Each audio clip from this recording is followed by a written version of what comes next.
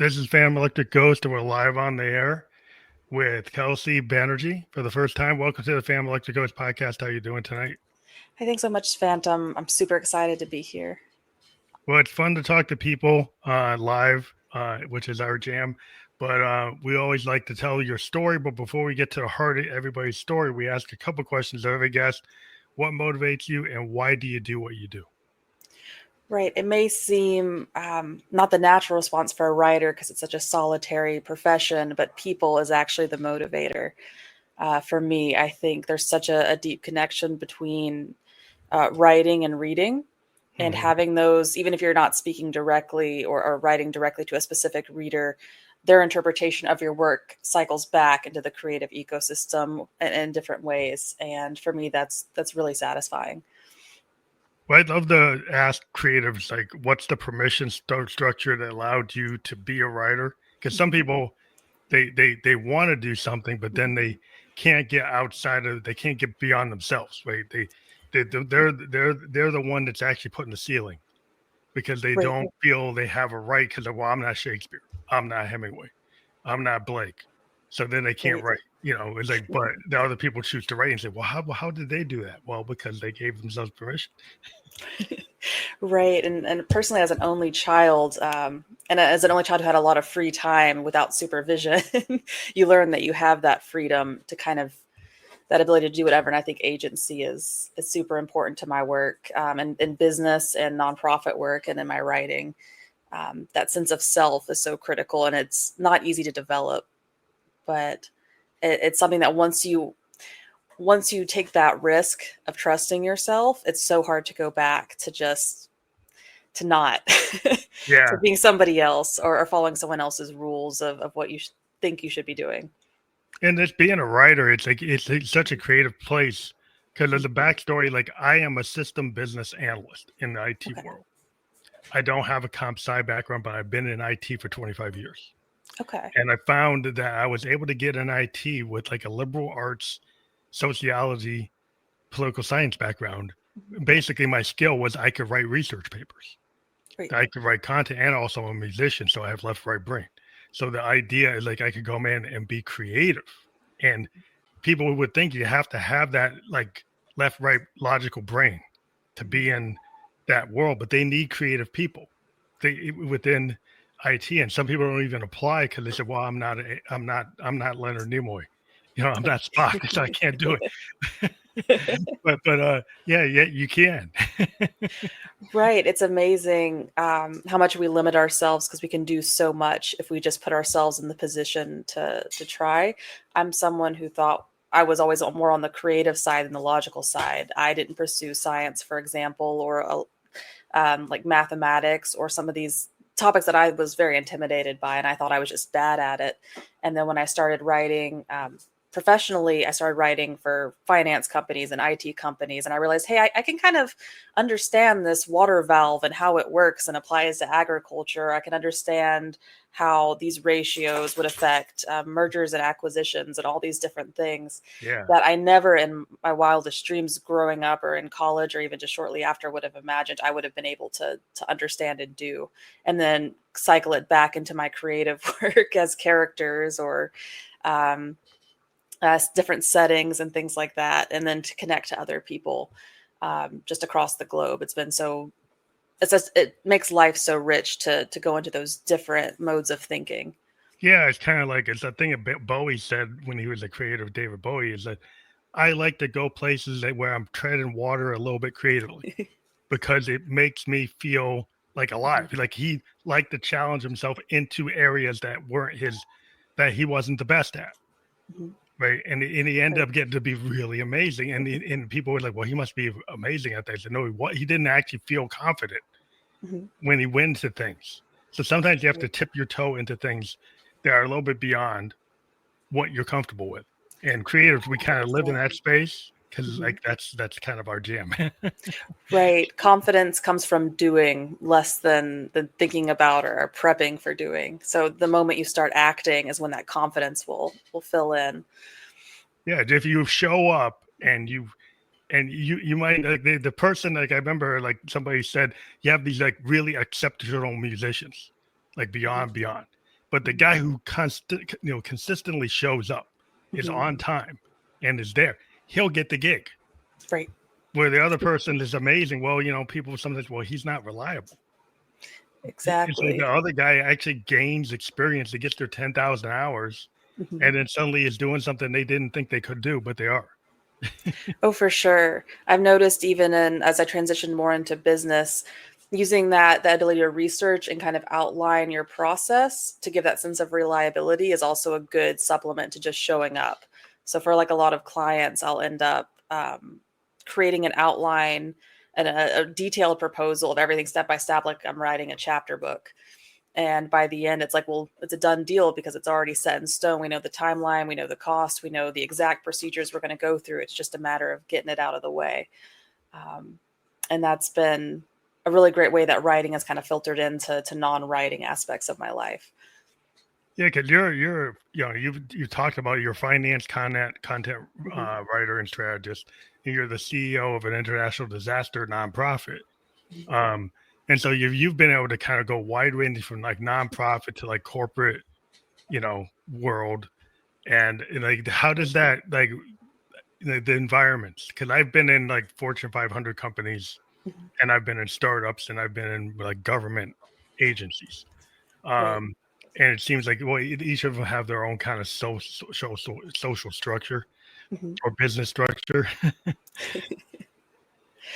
Right. It's definitely a learning curve, I think, surprisingly going from freelance working with all these different companies from startups to larger, multi-million dollar firms to nonprofit, because the environment is so dramatically different, even though both are kind of run like businesses and there's a lot of common elements.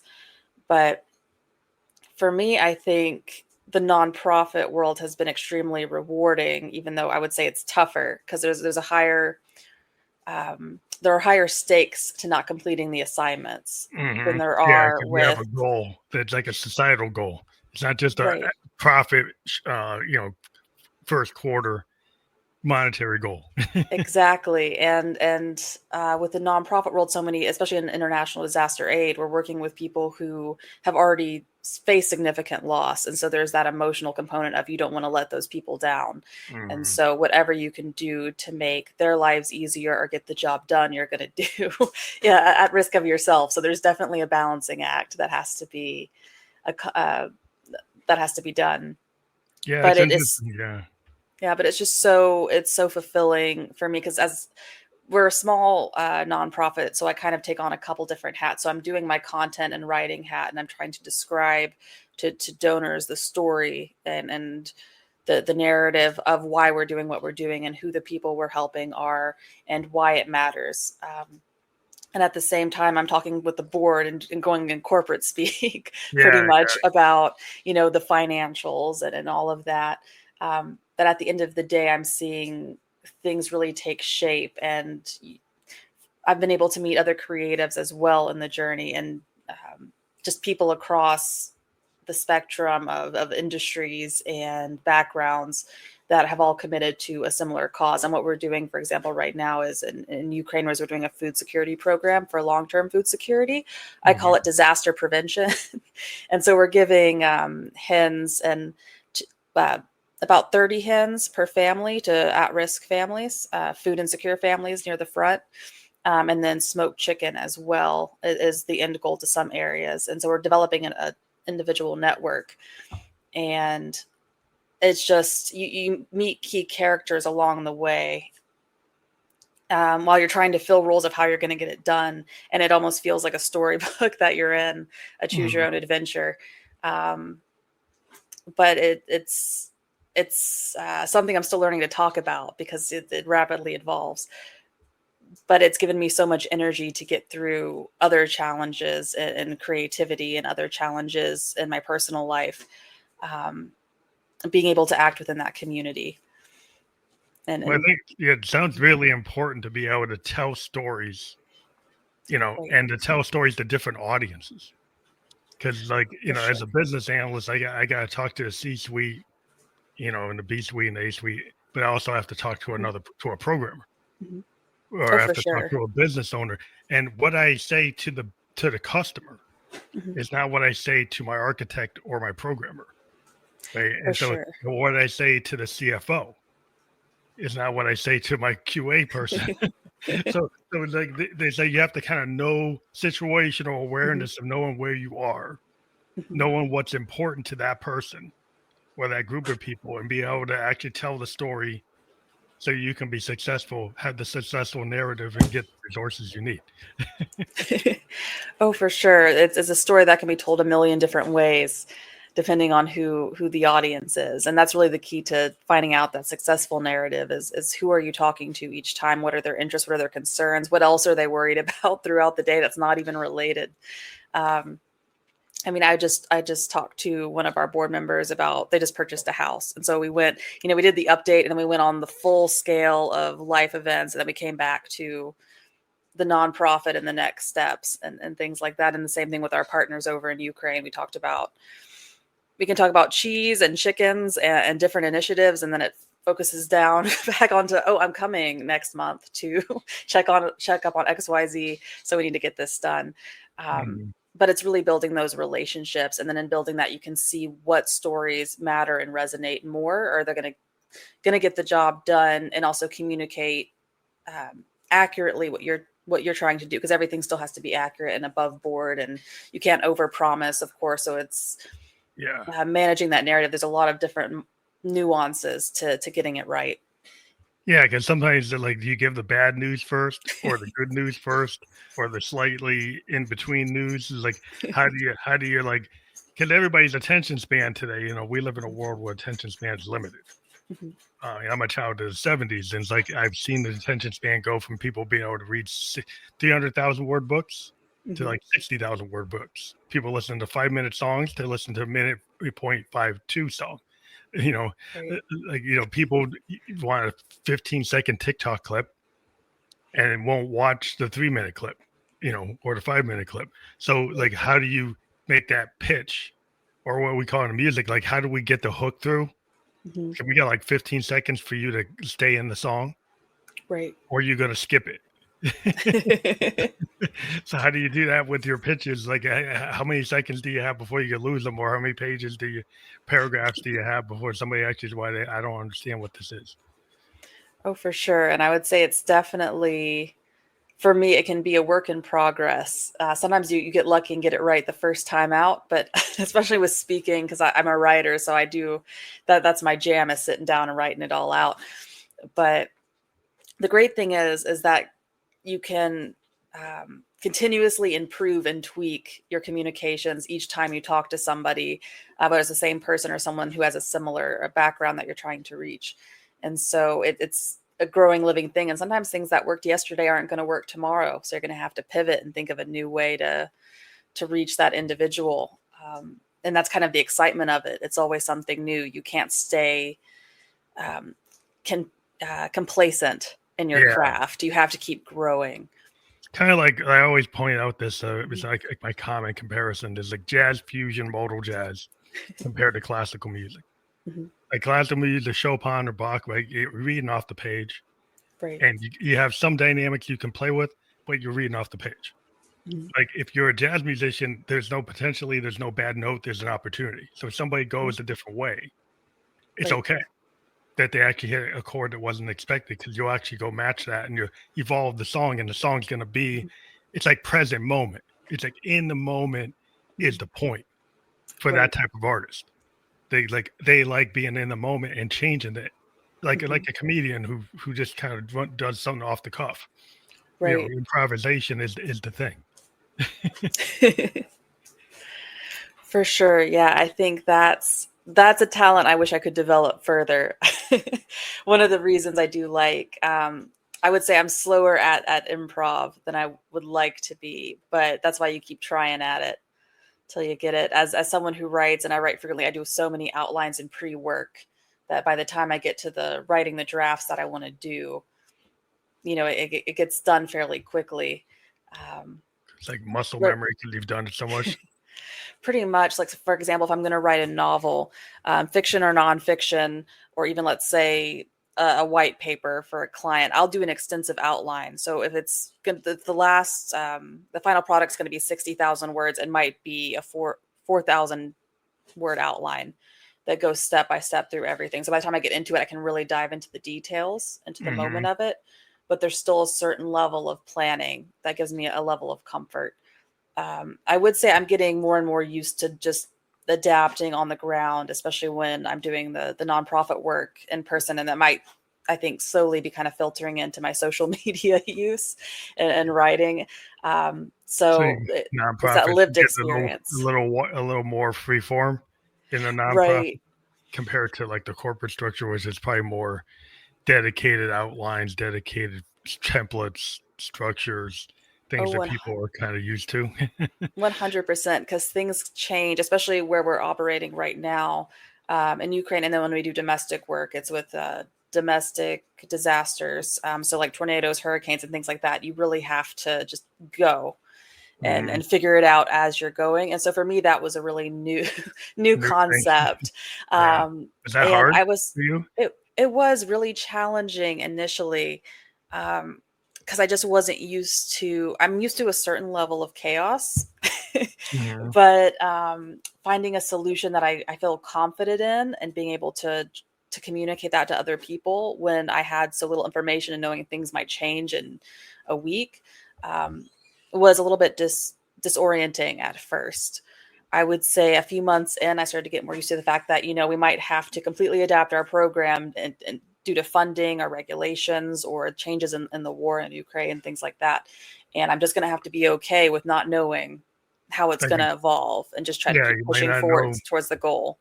might not know like the 90%, you might have like a 50%, 60%, 70%, and then that unknown part, if you're like that perfectionist, Mhm. that you're like, well, that's the part that's bothered me.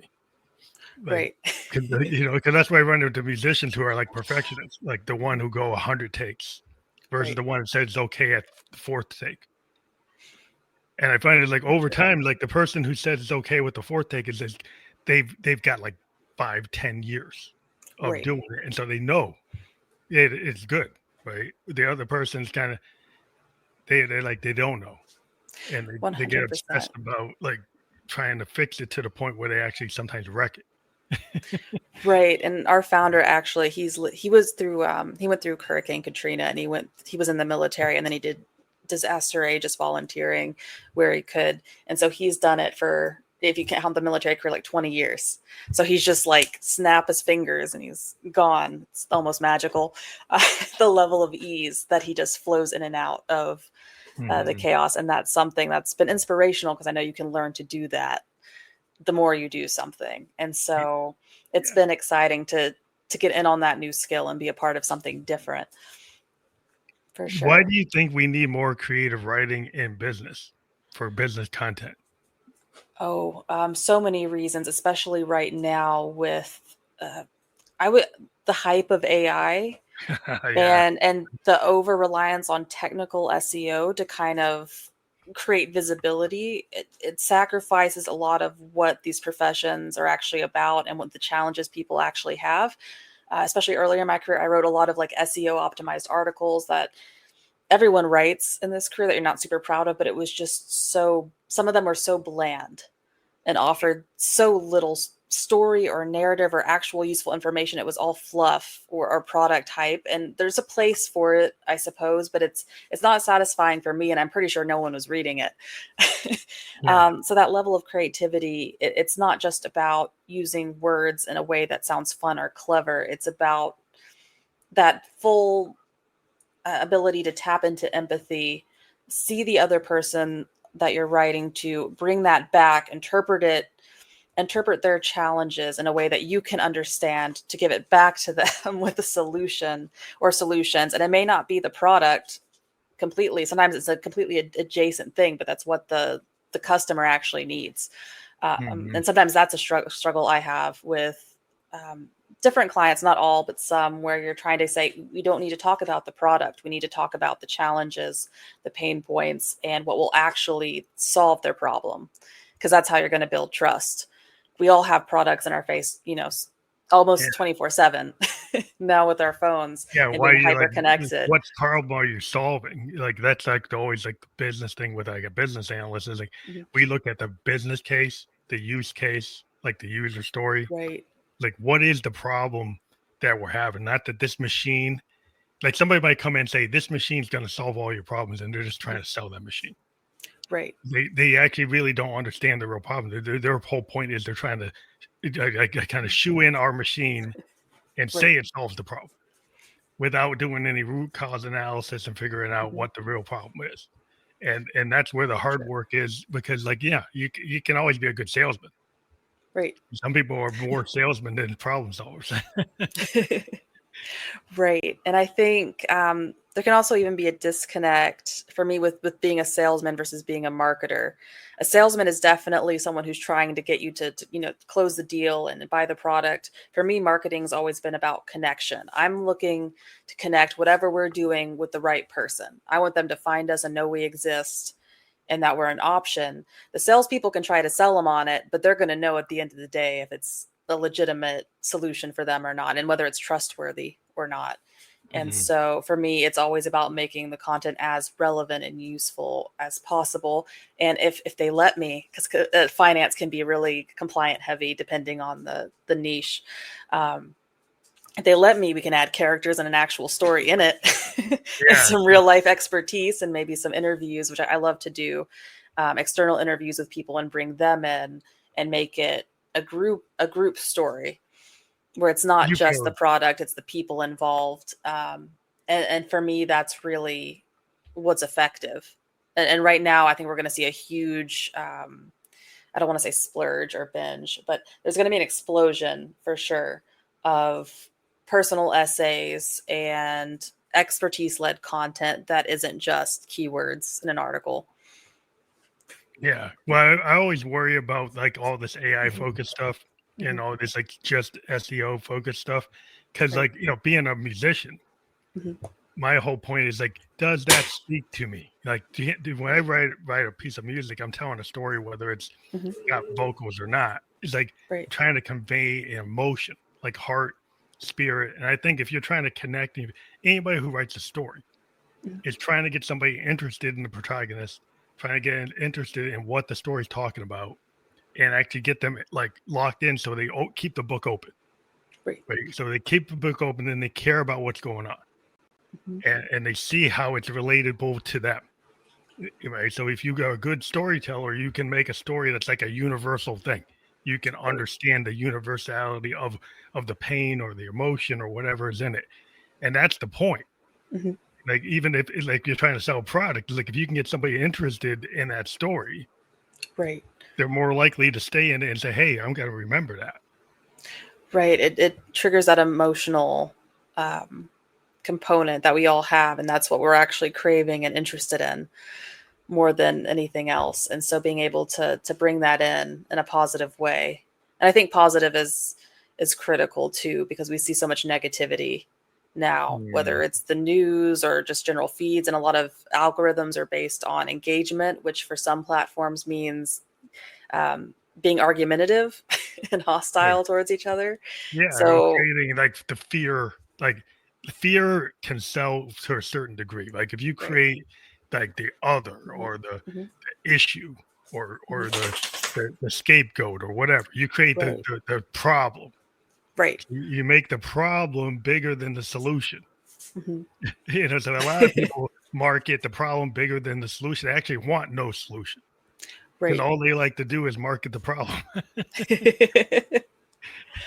Oh, for sure. I've noticed that, especially actually in AI marketing, when we look at a lot of the platforms that are trying to uh, sell their AI specific product, ChatGPT, Claude, things like that. There's a lot of FOMO, the fear of missing out. It's not as intense as other fears that we see in other parts of the internet, but it's definitely playing on you don't want to be left behind. Oh You yeah, don't want to be the one laid off because you didn't pick up the new technology, but there's no it's manufactured yeah, by you the can see industry it. that's selling it. And Yeah, so it's definitely everyone needs to take a step back, touch grass, and then, because not every really the problem. consider what it is. Well, we're in a situation where people are trying to sell AI solutions for problems Mhm. that don't need an AI solution. Right. And I run with a bunch of tech guys. And it's like, Mhm. yeah, if that makes sense to use that use case, Mhm. then we'll use it. But when you're trying to like shoehorn it Mhm. in, it really is Right. not relevant. It really doesn't, it's not productive for this particular function. This Right. workflow doesn't need it, Mhm. right? But you want to do it because it's sexy, it's whatever, it's now, it's hip. Right. That's fine. But that's not solve. Not, yeah, I'm here to solve problems, Mhm. For and that doesn't sure. really solve the problem. And there's definitely like feasible use cases for AI. Like I'm not saying that it shouldn't be used at all, but No, there's yeah, definitely an overhype of it. I think in climate specifically, it can be extremely useful for crunching a lot of data and looking at really complex models and giving us answers in a time span that will still be able to do something about it. Um, but but yeah, it's we're really seeing good it at just applied to everything. it's really good at narrowly focused tasks. Like if you Right. have very narrowly focused tasks, if I'm in IT and I wanted to help me, with my VBA coding, my SQL coding, my Python Hmm. coding, whatever, it's very good Hmm. at being very accurate at that. If I Right. try to go and say, "Oh, let's go and try to create a song," Hmm. right? And it Right. will go and do a collage. And that collage is very convincing, Hmm. but it has no soul, it has no spirit, it has no heart. And Right. this is where people like to me is you get junk food, you get like garbage in, garbage out. It Hmm. will give you something that you might think it's good. Like a lot of people will tell it to do art. My Right. daughter's a graphic artist. Tell it to do a logo. And that logo is not something you really want to really use. But No. but but people will go use it and then they'll find out. It's like, oh, I got a copy strike on this this logo. Right.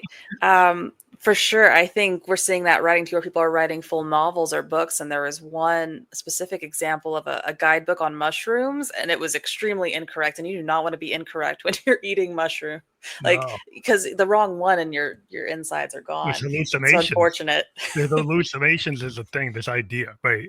If you Right. train your system Hmm. up to like, let's say an example, you trained it up to 1995 Hmm. about things going on in the market. And then you Right. ask it about something and doesn't have any data about 96, 97, 98, 99. It just doesn't have it. The Hmm. model doesn't have it. It will still try to predict something on something it doesn't have. Right. And it will create a really seemingly okay answer. If you Hmm. don't check it, you could get burned. And a Right. lot of people have gotten burned by For by that sure. scenario because that's what happens. And so, like, be careful. For sure. And I think that's where we're seeing even a lot of experts, because when regardless of what the topic is, everyone's an expert in something, right? You know when something's incorrect or not. And so it's very easy to see. And so we're seeing more and more experts come out and say, it was a fun tool to play around with, but it wasn't actually helpful in this capacity for me. And I see that a lot in finance writing or very niche topics where it's very generalized. It can make up facts. There's no clear sourcing. I think the first time or a couple times that I used AI under a client's recommendation, I deleted like 80% of the article because it wasn't usable. I'm like, and I'm faster. I can get this done faster if I But you just gotta do it from trust yourself. scratch. I worry about young people because young Hmm. people will think, well, it's Right. the computer. It's like HAL 9000. It's smarter than me. Hmm. Right. So if you get a generation of people and they don't know how to do the Dewey Decimal System, right? They Right. never went into a library. They never did the hard research. All they've ever done is do it on the net. And they did it Right. with Google, but now they're doing it with AI. Oh, And for they sure. don't have that, like, like I was at Bowdoin, Colby, and Bates. I'm doing the old style research, Mhm. footnotes, endnotes, checking my Right. resources 3, 4, 5 times. If everybody's doing that just Mhm. on the net, Right. just not with AI, you start to lose validity. You start to use Right. credibility. And I think people, it's a little scary to me because, like, I like the tech and I'm in tech and I use it for different Mhm. things. And I'm not totally against AI, but if you don't know how to do something the manual way Right. or the actual proper research method or proper, like, when you're writing something, what Right. if you're not taught that and you're given all these shortcuts, people tend to want to go with the shortcuts. Oh, for sure. Well, humans, I wouldn't say oh, well, I'm going to say it, so I would say it. Humans can be lazy creatures. We go with the least amount of calories expended. It's a survival technique. It makes perfect sense. But yeah, if we're going the easiest way possible, we don't know how it actually functions or works, we're going to make mistakes, and that can be costly, and stressful to fix. And as someone who also remembers the days of card catalogs, it just took me back. I'm really thankful that I got to see that transition from analog to digital to automated. Whether it's, going from just having Netscape to Google to now AI. So I have that reference point has been Yeah. extremely helpful for continuing to research and research well in my work. Yeah, it's just the rigor of Right. actually making sure you have your source, make sure you're not plagiarizing, that they're actually taking the Right. work and actually showing where you got it from. Hmm. Which a lot of times in the AI is like, where did it get this from? Right. Where are the notes? Where are the end notes? Where are the footnotes? Like how can I prove, like, if it's not giving me that, I don't know, I can't trust what I'm getting, because I need to be able to back 100%. up what it gave me. For sure. And that's why I always recommend, if someone's going to use AI, always ask it with the prompt to include sources. And then you can check the sources to see what it's actually giving you if they exist. Yeah. Uh, but it is important to take that step. And then even if it doesn't give you something, see if you can validate it somewhere else. Yeah. And there's a lot Just of again, great shorthand for Google and like other research databases to do that. But it's critical to get these things right. And as I'm writing more grants for the nonprofit, I have to make sure like but yeah. triple check everything, Everything's about trust. because You said everything's about trust. It's like, so right. the first level of trust is like, well, what I'm writing has to be accurate. Mhm. It actually has to actually represent what I know to be true. Right. Not that I like can't make a human mistake, but like Mhm. everything I'm doing, I'm coming at it that I'm trying to give you the facts. Right. Right? And then you might tell a story, and then when you're telling a story, well, you might elaborate for emotional purposes, Mhm. create characterizations and have some motion. That's human capability. That's being a creative. Like that, if you're given a For narrative, sure. you make a choice to do something that's heart wrenching. Right? You Oh, make a for choice sure. so that's not logical, but it has a purpose. Right. All of these different approaches come together when you're doing something creative to give a full emotional and um, a full visualization, even if it's just in text. You're able to amplify all these different elements, and it works. In ideally, it'll work in unison to get someone to keep reading Mhm. first, and then maybe learn something or gain something from the text. And it doesn't have to be buying something. It can be, or even coming to agreement with your position if you're trying to convince somebody, as we all do on the internet. Um, Yeah, trying to but make it but argue, trying to plead your case. Right. But if someone at least takes one thing from something I've written and finds it interesting, that's a win for me, I think. Yeah, because I think a little wins, like Mhm. everybody says, like, you have the situation sometimes in the world is like all or nothing. Mhm. And I think a lot of things are more gray. Mhm. And sometimes it's like you might get given information that kind of rock your worldview. Like if you read something, and go, oh, that can't be true. That's propaganda. That's this, Right. that's X, right? But it's Mhm. hard because like if people live in these silos. Right. So if they get some information that kind of disrupts their worldview, Mhm. it's hard for them to actually take that information in and Mhm. process it, because Oh, for sure. it could be detrimental to their minds. It's like, whether maybe they don't believe there are starving children. Maybe they don't believe Right. that there actually is a war. They think Right. it's not true. So if you have to go against that, well, what do you do there? You say, well, that audience isn't really going to follow me anyway. So you have to make choices. Right. I would say, oh, for sure. I mean, online, I've pretty much come to the conclusion that 99% of the time, it's better to end those kind of conversations if it's, people aren't listening at all. In person, it's different. And if I'm writing to an individual in an email or a newsletter, or if I'm talking to them face to face, you can have a real conversation. And I think in person, especially if it's a challenging topic, it's better to do it person to person after you've established some trust, Hmm. and also let them know that you're hearing what they're saying about their worldview. Because part of it is a part of any kind of, whether convincing someone, I would say I learned it as persuasive writing, is answering those objections. And we do that in sales writing and in other forms. But understanding where they're coming from. And that goes again to knowing your audience and who they are and building that relationship. Do that first before trying to crush their view of the world, Yeah. or change it dramatically, because some things are very jarring for people, and it takes time, and they have to have confidence in you. I mean, I can tell someone, oh, I've been to Ukraine all day, but that doesn't mean anything if they don't know me. Yeah. I'm just someone else who has propaganda to fill them with. Even though I don't, I just want to feed people. Yeah. Well, sometimes So, it's like it's so interesting. Like you mhm, get somebody and they have this like really like volatile reaction, right, and you're doing something like it's like I've been there. Like right, you gone and done something, right? Like I remember I was working in this clinic helping abused women in Maine. mhm, It was helping get protection orders, and this guy said, "Well, I don't believe in doing things like that."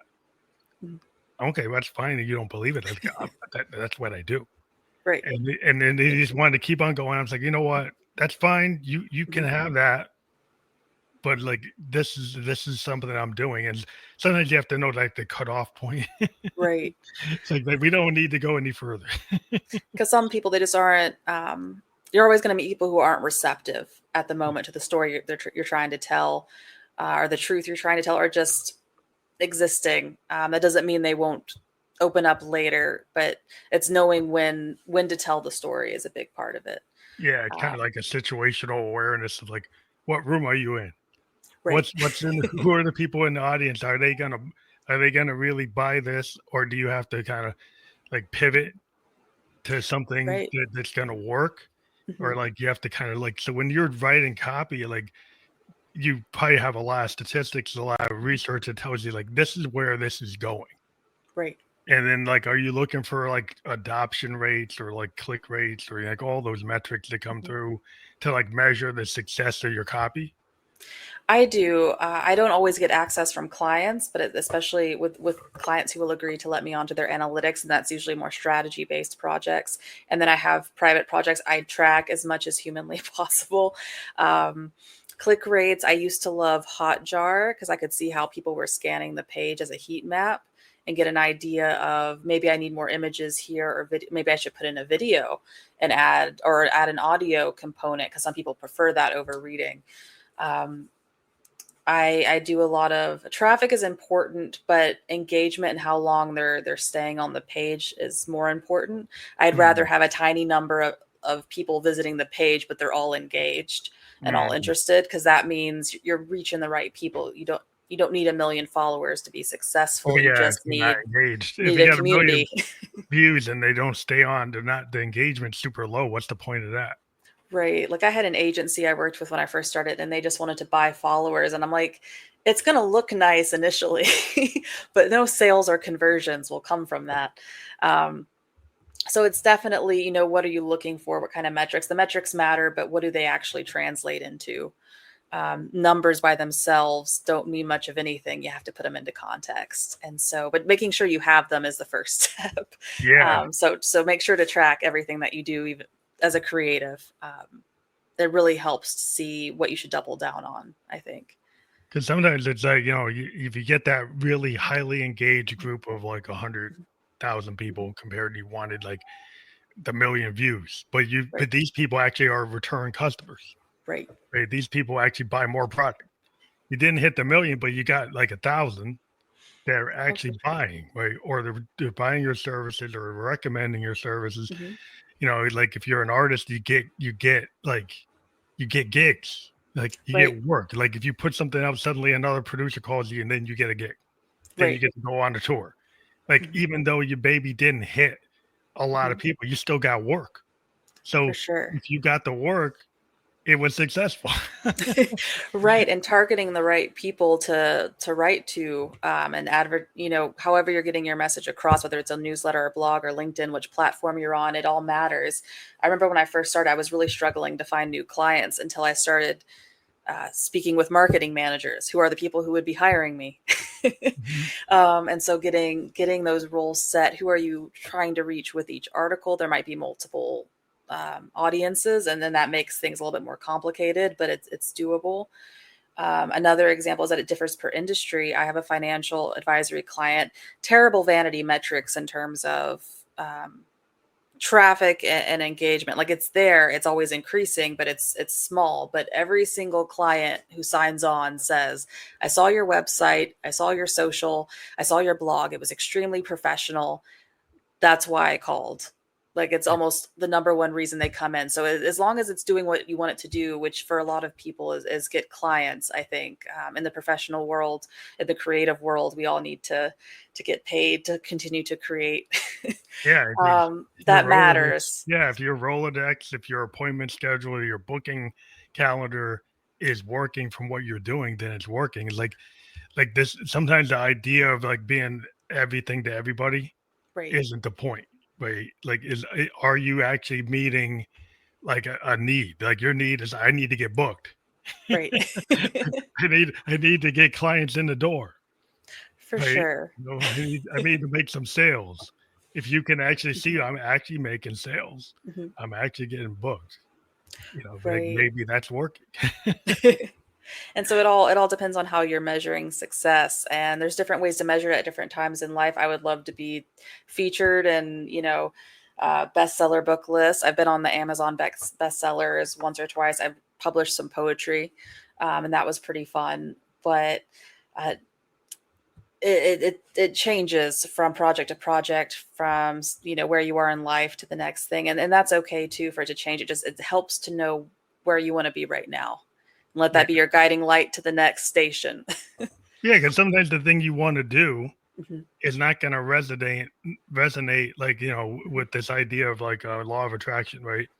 So sometimes somebody like an artist, as it happens a lot of times, sometimes like we're phenoms when we're really young. Right. You get really big when you're 17, 18, Mhm. and then it starts dropping off. And Right. then you may have a career reinvention, you get big again. But they're Mhm. like spikes and peaks and valleys. Like it never stays fully consistent most of the time. It's like you Mhm. get these spikes, you get these kind of dead water periods, and Right. then you have to figure out like, where am I going to pivot? Right. And I really love the dips. Like they're stressful, but it gives you that space to take a step back and reassess what you're doing. Are you happy with what you're creating? Is it what you want to, what's the next step? What else can you try? And then maybe the next thing works, maybe it doesn't, but it gives you that space to figure it out. And that's so much of life, is giving yourself that grace to make mistakes and to keep trying to figure out what you're doing. And when you get stuff to work, and Yeah, you move forward, it's always so satisfying to go through that whole process. because you're never done until you're not around. The way I look at my grandpa used to say, "Well, like I'm not done till I'm not here." Right. Right. So it's like you keep on trying. And he's like, if you get the idea, like, a pop musician is like, oh, I have an expiration date, Hmm. right, based on youth, usually. Right. But if you're a blues or a jazz guy, there's no expiration date. Like Right. you can keep on doing it till you're done. And it's like Right. because it's not an Hmm. age game. It's not like Hmm. it's not that's not the point. The point is like you love the blues or Right. you love jazz and you do it until you can't. Right. I love that. I always say, it's not over till it's over. I'm going to keep going. Yeah. Whether it's writing or, volunteering, because I'm a volunteer CEO. I'm not, it's all 100% nonprofit, and I absolutely love it that way. Um, but yeah, you just keep doing what you're doing, and love what you do, and everything else will find a way to work out. Well, that must be really gratifying to be able to do something that you really believe in. Because a lot of times people, they're doing their career, they're working their primary job, and they might not fully believe in what they're doing. Mhm. It pays the bills, Right. right? But when you can find a way to orchestrate your life where Mhm. you can actually do some things that are meaningful. Well, I think so many people are like have lives where they maybe aren't feeling as satisfied as they need to be. Mhm. And it's cool when you actually see people who have decided, like, I'm going to do something that's important to satisfy my soul. Like, Right. I want to do a nonprofit. I want to be an actor, and I'm a local actor, and I'm doing plays, but that satisfies my soul. I Mhm. have to do it. I still have a day job, but I got to go do that play, or I got to work in a nonprofit or work in the soup kitchen or do something because I feel like I need to do that. Mhm. Oh, for sure. When I was younger, I came to a conclusion, and younger by like 11, 12, I realized that no one knows but you what makes you happy, and no one else is going to go for it. They'll support you. They're supportive people who love you, but no one's going to be able to do it but you. And if you take that step for yourself, you can really find a life that's beyond expectations. Mm-hmm. It feels like you have a life where you're doing your best life, like you're For doing sure. everything that you want to do, and like everybody has room to grow, Mhm. and it's Right. like there's always expansion, there's always something that you can Mhm. get better at, and I just think it's great to talk to people like yourself, that you're in a nonprofit, volunteer CEO. You're a copywriter. We talked about the creative process in your copywriting and your creative process in your nonprofit. You're kind of merging all your worlds together and Mhm. having one world. Oh, for sure. It's been, yeah, it's a life. I love it. I hope everyone gets the chance to have an existence that they really are proud of. It takes work, but it's worth it. Take that step. Now your links, we do Mhm. have your copywriter link and your Yes. Pathfinder. If people go to either one, it's like they can connect with you on either area. 100%. 100%. I And want please do, even if you just want to chat or ask questions. Well, we do encourage people because they will be clickable. Right now, as you see them there, you can't click on them. But Okay. when we go, we're off the air, we've been live on LinkedIn, YouTube, and Kick. We will be on platforms like Facebook, YouTube, Spotify, video podcast, Mhm. Apple Podcast, iHeartRadio. By tomorrow, that will be fully clickable in the podcast description. We do encourage everybody to click through on those links to find out more. And I want to thank you for being a guest on the Fam Electricos podcast. Thank you so much for having me. Thank you. Have a good night.